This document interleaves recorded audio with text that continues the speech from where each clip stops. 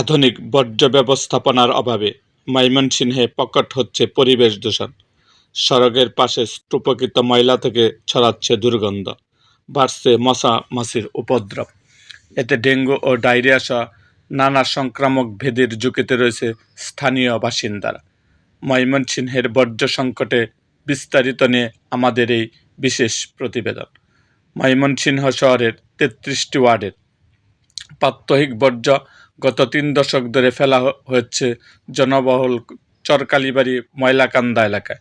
শুধু গৃহস্থালী বর্জ্যই নয়, শহরে প্রায় ৩০০টি হাসপাতাল ও ক্লিনিকের বিপজ্জনক মেডিকেল বর্জ্যও মিশছে এই স্তূপে।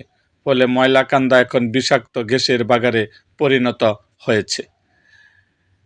বছরের পর বছর ধরে এভাবে খোলা জায়গায় বর্জ্য ফেলার ফলে শিশু, বৃদ্ধসহ সব বয়সী মানুষ শ্বাসকষ্ট, চর্মরোগ সহ নানা জটিল রোগে আক্রান্ত হচ্ছে।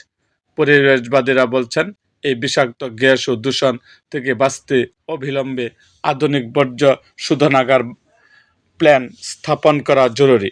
সিটি কর্পোরেশনকে দ্রুত পদক্ষেপ নিতে আহ্বান জানান তারা। সিটি কর্পোরেশনের পক্ষ থেকে জানানো হয়েছে, আধুনিক বর্জ্য শোধনের জন্য পরিকল্পনা নেওয়া হয়েছে। ইতিমধ্যে পরিবেশ রক্ষায় কিছু উদ্যোগ নেওয়া হলেও তা চাহিদার তুলনায় অপ্রতুল্য। প্রাকৃতিক ও জনস্বাস্থ্য রক্ষার কর্তৃপক্ষ দ্রুত কার্যকর ব্যবস্থা নেবে, এমনটাই প্রত্যাশা ময়মনসিংহের নগরবাসীর।